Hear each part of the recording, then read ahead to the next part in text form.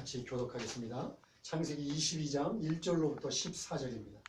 그 일 후에 하나님이 아브라함을 시험하시려고 그를 부르시되 아브라함아 하시니 그가 이르되 내가 여기 있나이다. 여호와께서 이르시되 내 아들 내 사랑하는 독자 이삭을 데리고 모리아 땅으로 가서 내가 네게 일러준 한 산 거기서 그를 번제로 드리라. 아브라함이 아침에 일찍이 일어나 나귀의 안장을 지우고 두 종과 그의 아들 이삭을 데리고 번제에 쓸 나무를 쪼개어 가지고 떠나 하나님이 자기에게 일러주신 곳으로 가더니 제3일에 아브라함이 눈을 들어 그곳을 멀리 바라본지라. 이에 아브라함이 종들에게 이르되 너희는 나귀와 함께 여기서 기다리라. 내가 아이와 함께 저기 가서 예배하고 우리가 너희에게 돌아오리라 하니 아브라함이 이에 번제나무를 가져다가 그의 아들 이삭에게 지우고 자기는 불과 칼을 손에 들고 두 사람이 동행하더니 이삭이 그 아버지 아브라함에게 말하여 이르되 내 아버지여 하니 그가 이르되 내 아들아 내가 여기 있노라. 이삭이 이르되 불과 나무는 있거니와 번제할 어린 양은 어디 있나이까? 아브라함이 이르되 내 아들아 번제할 어린 양은 하나님이 자기를 위하여 친히 준비하시리라 하고 두 사람이 함께 나아가서 하나님이 그에게 일러주신 곳에 이른지라. 이에 아브라함이 그곳에 제단을 쌓고 나무를 버려놓고 그의 아들 이삭을 결박하여 제단 나무 위에 놓고 손을 내밀어 칼을 잡고 그 아들을 잡으려 하니 여호와의 사자가 하늘에서부터 그를 불러 이르시되 아브라함아 아브라함아 하시는지라. 아브라함이 이르되 내가 여기 있나이다 하매 사자가 이르되 그 아이에게 내 손을 대지 말라. 그에게 아무 일도 하지 말라. 내가 내 아들 내 독자까지도 내게 아끼지 아니하였으니 내가 이제야 내가 하나님을 경외하는 줄 알노라. 아브라함이 눈을 들어 살펴본즉 한 숫양이 뒤에 있는데 뿔이 수풀에 걸려 있는지라. 아브라함이 가서 그 숫양을 가져다가 아들을 대신하여 번제로 드렸더라. 같이 하겠습니다. 아브라함이 그 땅 이름을 여호와 이레라 하였으므로 오늘날까지 사람들이 이르기를 여호와의 산에서 준비되리라 하더라. 아멘. 오늘 말씀이 좀 길지만 온전한 사랑이라는 설교 제목으로 여러분과 함께 은혜를 나누겠습니다. 저희는 지금 8월 달부터 창세기 연속 강의를 하고 있습니다. 그죠? 아브라함이 이삭을 얻은 나이가 100세입니다. 100세. 지금은 상상할 수 없지만 하란이라고 하는 우상의 도시를 나올 때 아브라함이 후손에 대해서 약속을 하세요. 그런 지 25년이 지났고 또 직접 사라, 아내인 사라의 씨에서 태에서 나오는 후손이 그 아들이 너의 후손이 될 거야 라고 직접적으로 말씀을 하신 지도 10년이나 지나 정말 늦둥이 중에 늦둥이입니다. 그런데 아마 요즘 많이들 들어보죠. 눈에 넣어도 아프지 않다. 정말 이삭이 아브라함에겐 그런 존재가 아니었을까 싶습니다. 그런데 그 아들을 지금 제물로 바쳐라 그래요. 그것도 번제라는 건 뭐냐면 불로 태워드리는 제물을 얘기해요. 그러니까 죽여서 불로 태워서 나에게 바쳐라 그래요. 하나님, 이게 말이 됩니까? 오늘 본문에는 자세히 기록되어 있지 않지만 그 다음날 아침 일찍 모리아 산을 향해서 출발하기 전까지 아마 뜬 눈으로 밤을 새새웠을 거예요. 고민과 고통에 찬 신음소리가 제가 묵상을 할 때 귀에 들리는 것 같더라고요. 물론 농담입니다. 귀에 안 들렸습니다. 오늘 본문은 좀 전에 제가 읽고 여러분들 같이 읽었지만 한 편의 드라마를 보는 것 같습니다. 1절, 2절 제가 잠깐 볼까요? 1절, 2절은 뭐 말하자면 그게 도입부입니다. 하나님께서 네 아들 이삭을 번제로 바쳐라 라고 하는 이 명령이 갈등과 긴장을 불러일으킵니다. 하나님, 말이 안 되잖아요. 어떻게 이런 일이 있을 수 있습니까? 라고 하면서 아브라함에게도 그리고 이삭에게도 그리고 그 본문을 읽고 있는 우리에게도 갈등과 긴장을 확 일으켜 올립니다. 여기서 이제 보면 아브라함을 시험하시려고 라고 하는 시험하다라는 말이 있는데요. 성경에는 두 가지 의미를 갖고 있습니다. 시험하다는. 하나는 에베소서 2장 2절 또 야고보서 1장 12절처럼 우리들이 인간의 욕심에 이끌려서 사탄이 그걸 이용해서 우리를 유혹하는 거. 영어로는 temptation이라고 그러는데 유혹이라는 의미가 있고, 또 하나는 오늘 1절에 나와 있는 것처럼 하나님께서 우리들을 신앙의 한 단계를 높이시려고 우리를 검증하는, 테스트하는 그런 시험이라고 하는 의미가 있습니다. 당연히 오늘 이 1절은 하나님께서 유혹해서 떨어뜨리고자 하는 것이 아니라 아브라함을 테스트해서 원하는 신앙의 위치까지 이르게 하시려고 하는 하나님의 의도를 담고 있습니다. 어쨌든 간에 1절과 2절을 보면요, 우리가 극을 볼 때 이 극이 재밌겠다 안 재밌겠다는 초반에 1화 2화에서 결정 나잖아요. 그죠? 그것처럼 1절 2절에서 긴장이 쫙 듭니다. 그리고 그 이어지는 3절로부터 10절은요 정말 막 급박하게 휘몰아치는 극의 전개를 나타내고 있습니다. 아브라함이 이삭과 함께 3일 밤을 걸어서 3일을 걸어서 하나님께서 지정한 모리아 땅의 한 산에 올라갑니다. 그의 걸음은 믿음의 결단이에요. 신앙의 걸음입니다. 그러나 여러분 인간적으로 생각해 보십시오. 거기에는 비통함과 비장함이 밑바닥에 깔려 있습니다. 그럴 때 이삭이 얘기합니다. 아버지, 재물은 어디 있어요? 어색한 침묵이 팍 하고 깨지는 것 같아요. 그러면서 주저주저 하면서 아브라함이 얘기합니다. 하나님이 준비시킬 거야. 하나님이 어린 양을 시킬 거야 라고 하면서 자신의 믿음이자 소망을 얘기합니다. 이런 비장함을 깔고 있는 감정 속에서 아브라함은 이삭을 묶어가지고 제단을 만든 장작 위에 눕힙니다. 그리고 칼을 들어가지고 죽이려고 합니다. 이때 알 수 없는 이삭이 거기서 등장합니다. 이삭이 자기의 등짐을 지고 장작을 지고 그 높은 산을 올랐으니까요. 어느 정도 나이가 됐어요. 아주 어린아이가 아닙니다. 그런데 보세요. 본문에 전혀 반응하지 않습니다. 묶을 때도 그냥 누워 있습니다. 의문도 들었어요. 재물이 어디 있지? 그런데도 그냥 누워 있어요.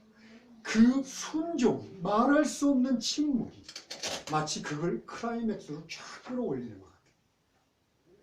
이어지는 11절부터 14절은 우리들에게 완벽한 해피엔딩을 선사합니다. 긴장감을 유발하였던 이유를 알 수 없는 하나님의 명령은 아브라함아 아브라함아 하고 급박하게 외치는 하나님의 소리, 아브라함을 멈추게 하는 하나님의 외침으로 변하고요. 아브라함의 소망대로 뿔이 걸린 수량이 준비됩니다. 그리고 그 수량을 대신 잡고 이삭은 죽음에서 벗어납니다. 아브라함은 다시 한번 하나님의 신실하심과 하나님의 성실하심을 체험합니다. 그리고 소리 높여서 여호와 이레라고, 하나님이 준비하셔, 이 산은 하나님이 준비하시는 산이야 라고 큰 소리로 외치면서 이 드라마는 해피엔딩으로 마무리가 됩니다. 아멘? 아멘. 뭐 설교 끝났네요? 네. 그런데 이 드라마를 제가 드라마를 통해서 초반에 도입을 한 이유가 있어요. 우리가 여러분들이 드라마를 좋아해서가 아니라, 드라마라고 하는 것은 재미도 재미지만 그 드라마에는 의미가 있어요. 모든 드라마에는. 그래서 사람들이 배울 만하고 그것에 집중하게 만드는 힘이 있습니다. 그래서 우리가 드라마를 보잖아요. 단순히 재미만 있다면 그냥 오락보고 말지. 오늘 이 아브라함의 모노가타리, 아브라함 이야기는 마치 갈등과 긴장과 막 이런 서스펜스 드라마 같아요. 그래서 사람들을 막 몰입하게 합니다. 그러나 사실 오늘 1절로부터 14절까지 적고 있는 이 드라마의 주제는 사랑입니다. 사랑. 소위 말해서 로맨스 드라마예요. 여러분 로맨스 드라마 좋아하십니까? 네. 로맨스 코미디 좋아하시죠? 로맨스 드라마. 하나님의 말로 다 할 수 없는 사랑. 치명적인 사랑을 그리고 있습니다. 오늘 제가 드라마로 시작한 것은 설교가 재미없어도 드라마를 보듯이 집중하시고 감동하시고 같이 공감해 주십시오.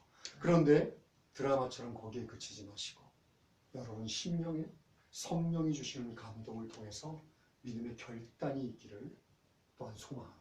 아멘. 아브라함을요, 갈대아 우르와 또 우상들의 도신 하란으로부터 불러냈다고 제가 말씀을 드렸어요. 그죠? 그것은 하나님의 백성으로 삼겠다는 것이고, 이제 우상들에게 좌지우지되지 말고 참 신이신 여호와 하나님의 백성과 여호와 하나님만을 의지하고 여호와 하나님을 섬겨라는 뜻이에요. 그런데 지금 아브라함에게 내리신 이 명령은요, 그 당시 아브라함이 살고 있던 가나안 지역에 일반적으로 행해지던 우상 숭배 의식입니다. 자신의 큰아들을 잡아서, 첫아들을 잡아서요, 죽여갖고 불로 태우거나 아니면 불이 타오르는 화염 속을 걸어가게 합니다. 이것이 그 당시 가나안 지역에서 행해지던 우상 숭배 형식이었어요. 그런데 하나님은요, 인간을 누구의 형상을 따라 만드셨어요? 하나님의 형상을 따라서 당신의 호흡을 불어서 만드셨습니다. 더군다나 자신의 사랑하는 아들을 야, 불로 태워서 바쳐? 이런 말도 안 되는 헛된 우상들이나 하는 헛된 짓을 명령하실 일이 없어요. 더군다나 신명기 18장을 보면 나는 이런 우상 숭배를 아주 가증히 여긴다. 이런 가증한 짓을 하는 자들을 반드시 약속의 땅에서 몰아내겠다. 멸절시키겠다고 분명하게 선포하십니다. 그런 하나님께서 왜 이런 이유를 알 수 없는 명령을 내리셨을까? 여러분 기억하시나요? 구약은 장차 오실 누구를 집중하고 있다고요? 예수 그리스도. 구약의 약속은, 옛날 약속은 오실 예수님에 대한 약속입니다. 그러니까 예수님에게 한 가지 초점으로 쫙 초점이 맞춰지는 돋보기와도 같아요. 이 말씀은요, 하나님께서 그 당시 우상들을 숭배하는 말도 안 되는 헛된 의식을 통하여서 오히려 하나님의 구원의 계획, 그것과는 정반대의 하나님의 구원의 계획을 드러내시고자 합니다. 아멘. 자, 그렇다면 우리 세 가지로 정리할 수 있어요. 뭐 여러분들 기억하시는지 제가 그냥 설교를 해야 되니까 짧게 정리하겠습니다. 하나는 백세에 눈에 넣어도 아프지 않은 아들을 죽여서 불로 태워야만 했던 아버지의 심정, 그 심정을 통해서 자신의 하나뿐인 독생자를 인간의 죄를 위해서 십자가에 달아야만 했던 하나님 아버지의 심정을 드러내고자 합니다. 두 번째는 아까도 얘기했지만 이유를 알 수 없는 이삭의 순종, 그것을 통해서 낮아지고 낮아지셔서 십자가의 죽음까지 자신을 겸손하게 순종하셨던 예수 그리스도의 순종을 드러내기 위함입니다. 또 하나는 우리가 이삭처럼 모닥불이라고 해, 장작더미에서 칼로 찔려서 죽어야만 하는 영원한 지옥불에서 고통받아야 하고 시름받아야 할 우리 이삭으로 대표되는 인류를 위해서 대속의 죽음으로서 죽으시는 준비된 어린 양이신 예수 그리스도를 드러내기 위함입니다. 제가 세 가지로 이렇게 나누어 드렸지만 사실은 단 한 단어로 얘기할 수 있습니다. 아까 로맨스 드라마처럼 뭐라고요? 사랑. 사랑이라는 단어로 딱 집중해서 얘기할 수 있어요. 자, 그러면 이 하나님의 사랑을 사실은 제가 얘기하고 싶습니다, 오늘. 그런데 이 사랑을 이해하려면 먼저 삼위일체의 하나님 안에서 완벽한 사랑의 관계를 가지고 계셨던 하나님 아버지와 그의 외아들 예수 그리스도의 사랑을 이해하지 않으면 안 됩니다. 왜냐면요, 보세요. 하나님이 홀로 혼자이신 분이에요. 사랑의 감정을 잘 모르셔. 누구와도 사랑해 본 적이 없어. 그런 하나님에게 사랑을 기대할 수 있습니까? 하나님은요, 완벽한 삼위일체의 하나님이셨기 때문에 원수된 우리, 죄악으로 가득 차서 하나님으로부터 등을 돌리고 완전히 멀어진 원수된 우리를 사랑하실 수 있다는 것을 인정할 수 있는 거예요. 하나님이 서로 사랑하는 관계, 사랑이라고 하는 속성이 없다면 원수된 우리를 사랑한다는 개념도 있을 수 없습니다. 그러니까 먼저 하나님이 삼위일체의 안에서 완벽한 사랑을 하고 계시다는 걸 먼저 이해해야 합니다. 자, 이렇게 영원부터 영원까지 사랑하셨던 하나님이 그 중에 예수님께서 자, 인류의 죄악을 어떻게 하지? 제가 내려가서 십자가에 달려 희생제물이 되겠습니다. 자원해서 이 땅에 내려오셨어요. 하나님과 동등됨을 버리시고 자신을 낮추셔서 이 땅에 오셔서 인간의 육신, 종의 모습으로 오셨습니다. 그런데 그 예수님이 그렇게 사랑이 넘치고 자원하셨던 예수님이 십자가에 달리셔서 이렇게 외칩니다. 엘리 엘리 라마 사박다니. 제가 웬 외계어를 하고 있죠? 엘리 엘리 라마 사박다니. 이게 무슨 뜻이냐면 나의 하나님 어찌하여 나를 버리십니까? 정확하게 얘기하면 하나님 어찌하여 나를 버리십니까? 하나님은 공생의 사역 동안 성경에 기록되어 있는 동안 하나님을 그냥 하나님이라고 부른 적이 단 한 번도 없습니다. 언제나 아버지 하나님 아니면 우리들이 얘기하는 한국어로 아빠 그러잖아요. 아빠 하나님이라고 부릅니다. 그리고 어린아이가 자신의 아버지를 무한 신뢰하듯이 하나님께 온전히 신뢰하셨어요. 그랬던 예수님이 하나님 하고 아버지라는 이름을 싹 빼요. 그리고 어째서 나를 버립니까? 라고 하나님에게 의심의 질문을 던집니다. 여러분, 우주가 반으로 쫙 갈라지는 거 상상해 보신 적 있나요? 없습니다. 없죠.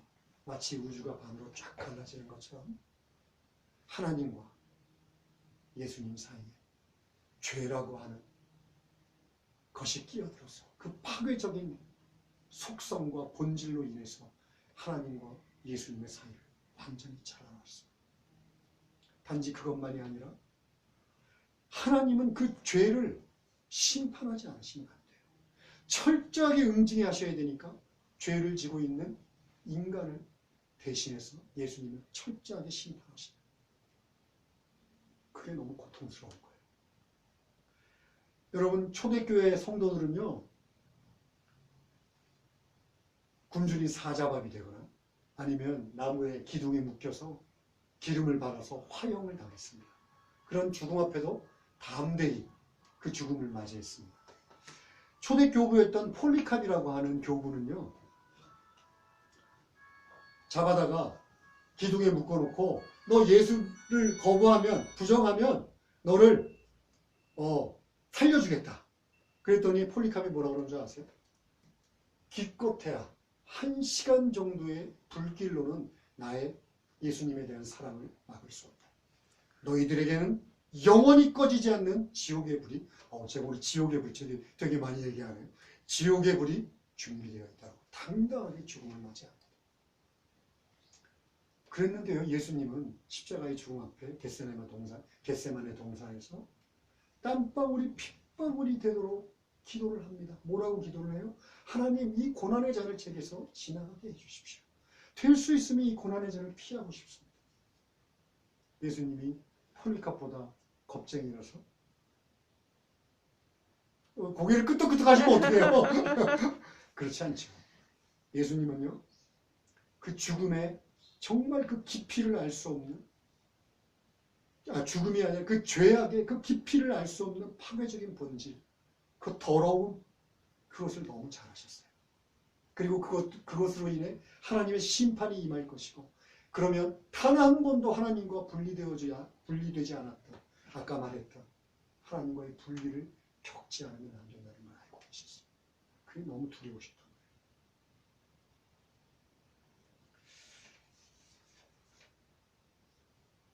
자, 그럼에도 불구하고 예수님은 다 아시는 바와 같이 그 하나님에 대한 사랑으로 묵묵히 그 십자가의 일을 이뤄가십니다.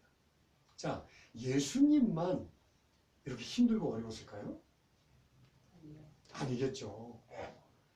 아브라함이 아무리 어렵다고 하더라도 예수님께서 스스로 자원해서 육신의 몸을 입고 이 땅에 오셔서 온갖 수치와 침뱉음과 모욕과 채찍질과 그리고 십자가의 죽음을 당하는 것을 지켜보고 계셨던 하나님 아버지의 마음도 아마 고통으로 가득했을 것입니다. 여러분 기억하세요. 사랑하지 않으면 고통도 없습니다. 사랑하지 않으면 고통도 없어요. 자기가 사랑하면 할수록 자기가 사랑하는 그 사람이 아무런 이유도 없이 비열하고 완악한 나 같은 죄인들에게 고통받았던 거, 그 고통을 지켜보시는 하나님의 마음은 얼마나 아프셨겠어요. 여러분, 오늘 본문에서 칼을 치켜들고 자신의 독생자를 죽이고자 하는 아브라함을 그리고 있지만 그 완벽한 사랑 속에서 분리를 겪어야 되는 자신의 사랑하는 외아들의 당하는 고통을 받던 하나님의 마음에 비교할 수 없습니다. 자, 그런데 이런 완벽한 사랑을 갖고 계시고 도저히 그 사랑을 깰 수 있는 어떤 것도 없을 거라는 것이 전지전능한 하나님이신데 왜 인간의 죄 때문에 하나님은 그 사랑을 포기하셔야 됐을까? 우리 이사야서 53장 4절 6절, 이것도 좀 길지만 함께 읽겠습니다. 시작. 그는 실로 우리의 질고를 지고 우리의 슬픔을 당하였거늘 우리는 생각하기를 그 징벌을 받아 하나님께 맞으며 고난을 당한다 하였노라. 그가 찔림은 우리의 허물 때문이요 그가 상함은 우리의 죄악 때문이라. 그가 징계를 받음으로 우리는 평안을 누리고 그가 채찍에 맞음으로 우리는 나음을 받았도다. 우리는 다 양 같아서 그릇 행하여 각기 새 길로 갔거늘 여호와께서는 우리 모두의 죄악을 그에게 담당시키셨도다. 아멘. 아멘.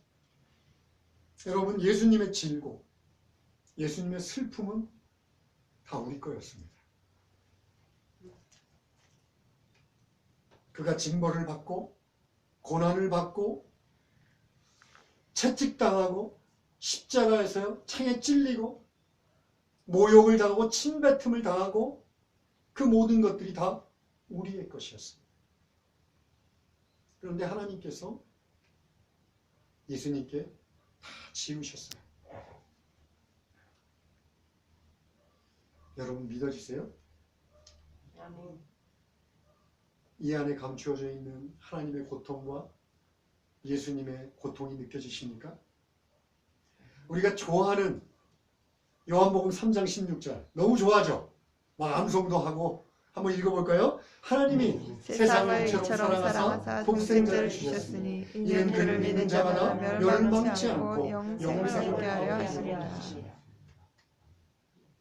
이 짧은 한 구절 속에 지금까지 제가 얘기했던 하나님의 고통이 담겨 있습니다.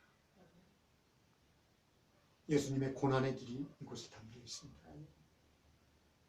여러분, 제가 왜 지금 여기에다가 그 행간에 담겨있는 이 얘기를 강조하느냐.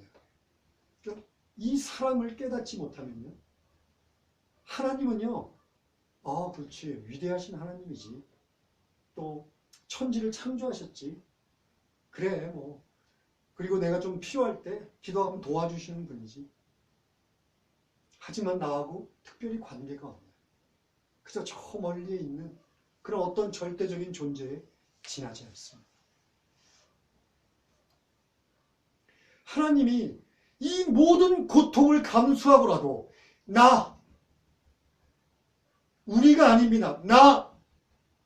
나를 위해서 죽으셨고 나를 위해서 이 일들을 행하셨다는 것을 모르면 하나님은요, 나하고 관계없어요. 내가 죄인인데 여러분 죄인 아니신가요? 예수 믿고 이제 완전히 성스러운 사람이 됐나요? 아니에요. 하나님이 정말 나를 구원하실까? 나의 죄를 용서하실까? 나의 이 신음소리에 귀를 기우실까? 나의 이 고통을 고통이라고 보실까? 그저 하나님의 피상적인 존재가 되어갖고는 나를 정말 사랑하신다는 걸 알 수 없습니다. 내 하나님이 되지 못합니다. 그 사랑 안에서 인격적으로 만나지 않으면 그 하나님은 나하고 관계없는 저 멀리에 있는 절대적인 어떤 존재에 지나지 않습니다.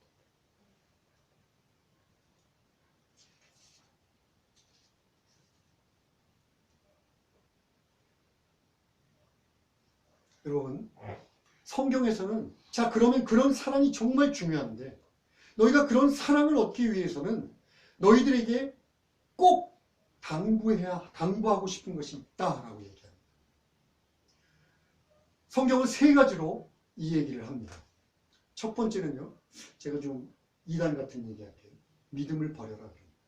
아, 저는 요즘 저 이구 목사가 지난주에도 이상한 얘기 하더니 이번 주도 이 믿음을 버리래요. 제가 말하는 믿음은 종교적인 믿음입니다. 이 세상의 종교적인 믿음, 철학적인 믿음, 도덕적인 신념, 그것들을 버리라고 얘기합니다. 여러분, 이 세상의 종교적인 믿음은요, 또 철학적인 어떤 생각들이나 신념은요, 자꾸 우리들한테 뭘 하라 그래요. 네가 깨달아야 돼. 네가 뭔가 열심히 선한 일을 해야 돼. 종교적인 훈련을 통해서, 수양을 통해서 어떤 경지까지 올라가야 돼. 아니면 예수를 믿어도 너의 공로가 조금은 필요해.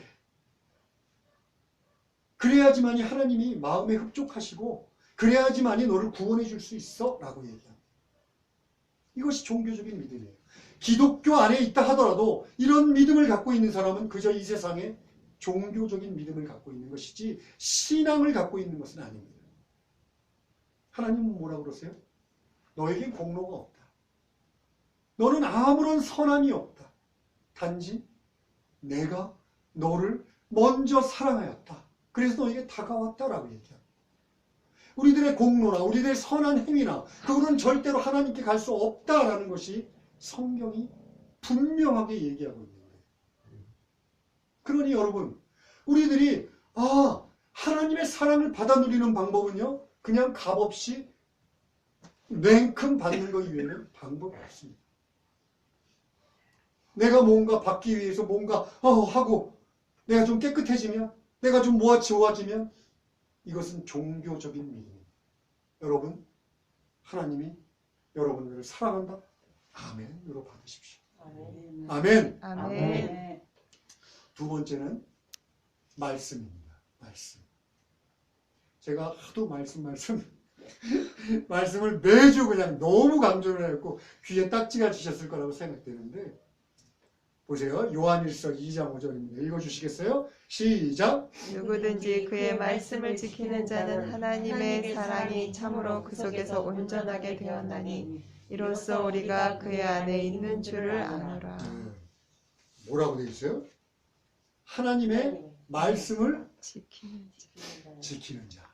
그러면 하나님의 사랑이 있다. 하나님의 사랑이 그 안에서 온전케 된다.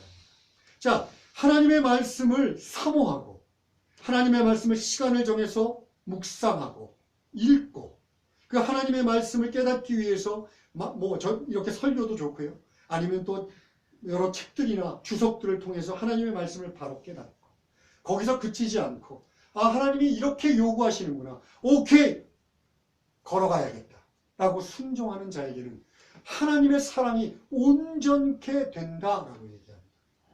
요한일서에서는 계속해서 얘기합니다.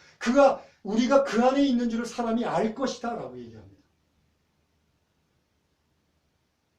여러분, 말씀을 떠나서 하나님의 사랑 안에 거하고 사랑을 누리며 사랑을 풍족하게 발휘하며 살 수 있는 방법은 없어요. 없습니다. 세 번째, 또 우리 늘 얘기하는 것처럼 기도해야 합니다. 기도해야 합니다. 우리가 창세기에 봤던 것처럼 아담과 하와가 타락한 이후에 하나님의 이 사랑이라고 하는 속성은요, 우리들로부터 완전히 멀어졌어요. 기껏 남아있는 것이 이기적인 사랑만이 남아있습니다. 여러분, 남녀의 관계는 말할 것도 없어요. 남녀의 관계도 아무리 내가 헌신적으로 사랑한다 하더라도 이기적인 베이스를 깔고 있습니다. 여러분, 가장 위대하다고는 엄마와 아들의 사랑도, 엄마와 자식의 사랑도 이기적인 베이스를 깔고 완전하게 이타적으로 사랑할 수 없어요. 더군다나 20세기에 가장 위대했던 신학자라고 하는 카를 바르트가 이렇게 얘기합니다. 사랑이라고 하는 덕목은 우리 내부에서 끌어올릴 수 있는 것이 아니라 외부로부터 절대적인 타자, 뭐 어려운 말인데 하나님이십니다. 하나님이 부어주시지 않으면 절대로 우리 안에 있을 수 없다. 성경은 또 이렇게 얘기합니다.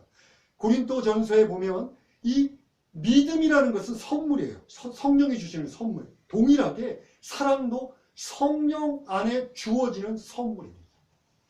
자, 여러분, 아까 그 선물을 달라고 해야 되는데 가만히 있으면 줄 것 같은데, 그런데 성경에서는 달라 해요. 달라. 구해라.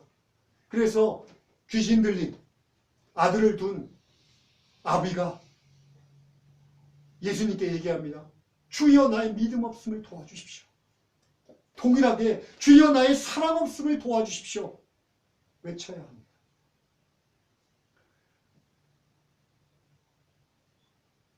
여러분, 제가 여기서 이렇게 사랑에 대해서 열심히 떠들고 있지만 저도 얼마나 사랑이 없는 자인지 모릅니다. 날마다 사랑의 문제 때문에 좌절하고 또 무너지고 다시 하나님께 간구해서 그나마 하나님이 부어주시는 사랑으로 유지하며 살아갑니다. 여러분, 우리들에게 선한 사랑은 없습니다. 생명이 하나님에게 부어진 받은 것처럼 여러분의 사랑도 사람들이 스스로 구하는 것이 아니라 하나님께 부음받아야 간구하셔야 합니다. 설교를 마무리하고자 합니다. 우리들의 인생은 사실 수많은 두려움과 걱정과 근심으로 갇혀 있습니다. 예수 믿는다고 없어지나요? 이 침묵은 뭐죠? 예수 믿는다고 없어집니까? 아니요. 아니요. 그런데 자, 근심과 걱정 속에 있다는 것을 인정할 수밖에 없는데 오늘 아브라함과 이삭을 보니까 근심과 걱정, 그들도 사람의 성정을 똑같이 갖고 있어요. 아비된 심정이었을 것이고 죽는 것이 두려운 인간들이었을 겁니다. 그러면 그들도 두려웠을 거예요. 떨리고 걱정되었을 것입니다. 그런데 그들이 훌륭하게 하나님의 말씀에 순종해서 하나님의 놀라우신 구원의 계획을 나타냅니다. 그 비결이 여기에 있습니다. 요한일서 4장 18절 읽어주시겠어요? 사랑 안에 두려움이 없고 온전한 사랑이 두려움을 내쫓나니 두려움에는 형벌이 있음이라. 두려워하는 자는 사랑 안에서 온전히 이루지 못하였느니라. 여러분, 하나님의 사랑과 그 사랑으로 완전하게 된 자들만이 이 세상의 두려움을 물리칠 수 있습니다. 이 세상에 우리들에게 두려움을 주는 것들은 너무 많아요. 재산의 문제, 물질의 문제도 그렇죠. 또 자녀들의 문제도 두렵습니다. 어떻게 키워야 될지 몰라요. 사랑하는 사람과의 관계도 마찬가지입니다. 우리 아프신 분들이 있지만 질병의 문제도 우리들에게 두려움을 갖습니다. 저는 걱정하지 않아요. 그러나 그 내부에서 말할 수 없이 두렵습니다. 아까 말씀드렸던 그러나 하나님이 나를 사랑해. 내가 어떠한 순간에도 하나님은 나를 버리시지 않아. 내가 설사 나의 입맛대로는 되지 않는다 할지라도 하나님은 나를 사랑하셔서 가장 좋은 길로 인도하실 거야. 확신하는 그 사랑만이 우리를 두려움에서 내쫓습니다. 우리 수술을 앞두고 있어요. 그죠? 두렵습니다. 하나님이 사랑하신다는 그 두려움만이 그 두려움을 완전히 몰아낼 수 있습니다. 여러분, 제가 드라마로 시작했습니다. 드라마는 흥미를 가지고 집중해서 보고 또 공감하는 것에 그칩니다. 드라마를 보고 결심해서 나는 이렇게 살아야지. 이태원 클라스를 보고 나도 술집을 해갖고, 거기 제목이 뭐죠? 하여간 해서 우리 이태원 클라스 안 보셨나? 거기서 막 이렇게 성공해야지 하고 결단하고 막 나가는 사람 없을 겁니다. 그러나 하나님의 말씀의 드라마는 여러분들에게 요구합니다. 결단해라. 둘 중에 하나를 선택해라. 너의 의냐, 나의 사랑이냐. 하나님의 말씀은 늘 우리에게 선택을 강요하십니다. 중간지대는 없어요. 하나님의 사랑을 선택하시고 말씀으로, 기도로, 그리고 바른 믿음으로 하나님의 사랑을 완전히 누리는 저와 여러분들이 되기를 소망합니다. 아멘. 기도합시다. 하나님 아버지 감사합니다. 하나님이 저희들을 얼마나 사랑하는지, 아니 저를 얼마나 사랑하시는지 저희들이 날마다 깨달으며 살아갑니다. 그러나 하나님, 얼마나 또 둔한 자이고 연약한 자인지 얼마나 또 빨리 잊어버리는지요. 부디 저를 긍휼히 여겨주셔서, 저희들을 긍휼히 여겨주셔서 성령님 늘 하나님의 사랑을 느끼고 체험하고 그리고 누리며 살아갈 수 있도록 도와주시옵소서. 아멘. 간절히 소망합니다. 하나님, 예수님의 이름으로 기도합니다. 아멘. 아멘.